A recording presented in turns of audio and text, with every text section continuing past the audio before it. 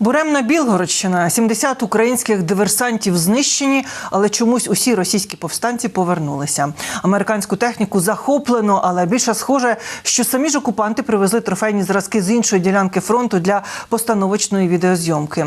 Контртерористична операція завершена, але міни у російське прикордоння знову прилітають. Про перше спілкування зі ЗМІ бійців РДК та Легіону «Свобода Росії», а ще про морські дрони, які атакують Чорноморський флот, Кримський міст, який знову димить, і про Пригожина, який тепер став головним по компліментах для ЗСУ.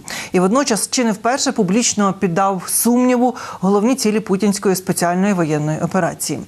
Дивіться хроніку 455-го дня великого вторгнення Росії у матеріалі Олексія Пасака. Крейсер «Москва» в очікуванні нових підводних друзів. Як заявили у російському міністерстві нападу, зранку 3 надводні дрони «Камікадзе» атакували корабель розвідки «Іван Хурс». Запевняють, усі морські безпілотники знищені. Утім, на відео, яке оприлюднили московити, можна побачити вибух лише одного дрона. Ймовірно, неспокій у Чорноморській акваторії вкотре передався і Кримському мосту. За кілька годин після атаки на переправі почали здійматися стовпи диму. Окупаційна влада пояснила усе позаплановими навчаннями, так само, як це було за кілька місяців до підриву мосту у жовтні торік. Неспокій у морі, тривожність на кордоні. Ворожі пропагандисти вирішили познімати репортажі на Білгородщині за наслідками нового епізоду громадянської війни. Дивно, режим контртерористичної операції в області скасований, але на голови московитам чомусь прилітають невідомі міни.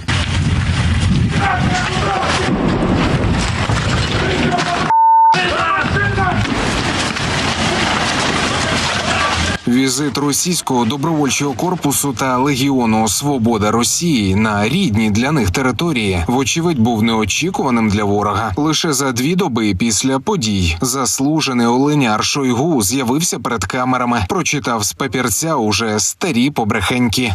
Уничтожено більше 70 українських терористів, а також автомобільна і бронетанкова техніка.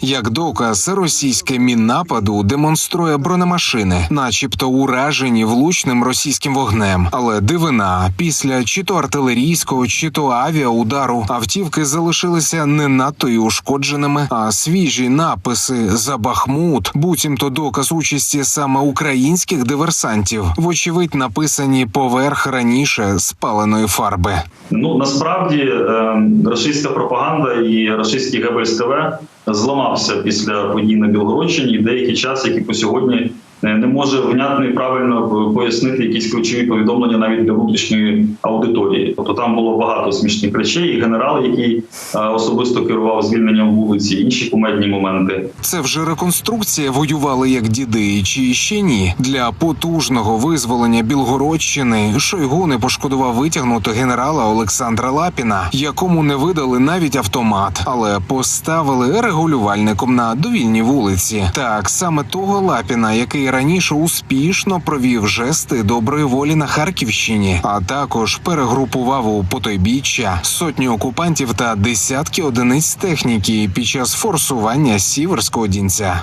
Вперед, вперед, вперед, вперед! Обгоняйте ее! Вперед, блядь!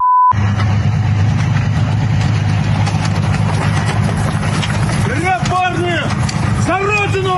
Ми прийдемо знову. Російські повстанці поспілкувалися з журналістами та спростували російські казки про 7 десятків ліквідованих диверсантів. Кажуть, за підсумками білгородської спецоперації загинуло 2 бійців, ще 10 поранені. Але також мають і трофейну техніку ворога та полонених окупантів, демілітаризована мотострілецька рота росіян. So we're fighting this war almost over 1 year. Ми ведемо цю війну вже майже рік. Очевидно, що на початку був великий хаос. Нам вдалося знайти автомати, що, очевидно, було частково законним кроком, тому що ми всі були добровольцями. Коли українське військове командування дізналося, що російські добровольці воюють на цій війні, вони, звичайно, підтримали нас. І ми підтримуємо їхню боротьбу за свободу. Ми, звісно, координуємо наші дії, але усе, що ми робимо за державним кордоном України, це наше рішення. before is our decision. Білгородська операція вразила не лише окупантів по той бік кордону, а й чільника тимчасово існуючих вагнерівців. Під час спілкування з пропагандистами він змалював їм яскраву картину найближчого майбутнього. В следующий раз они пройдут глубже, а потом еще глубже, а потом еще глубже. Спокойно проникают в ДРГ и идут вообще безнаказанно, скидывая видео на танках, на БМП, на БТР. Да где гарантия, что она в Москву завтра не приедет? А ще Пригожин вирішив поміркувати про прогрес примарного завдання з демілітаризації України. Тривожний дзвінок для Кремля. Якщо найзатячіші учасники так званої спецоперації вже відкрито заявляють про її провал. Если у них было на начало спецоперации условных 500 танков, у них 5000 танков. Если у них воевать умело 20 тысяч человек, то теперь умеет воевать 400 тысяч человек. Как же мы ее демилитаризировали? Получается, что наоборот мы ее хрен знает как милитаризировали. Мы что сделали? Мы пришли по-хамски, прошлись сапогами по всей территории в поисках нацистов. Подошли к Киеву, обосрались и отошли. Дальше к Херсону, обосрались, отошли. Изюм, Красный Лиман. И как-то у нас все вот не складывается. І буде не складатися ще більше, як у російського дрона, якого завжди у повітрі може підбити більш спритний український безпілотник. Роботу FPV-операторів і невтішні наслідки для москолоти у повітрі та на землі показали в СБУ.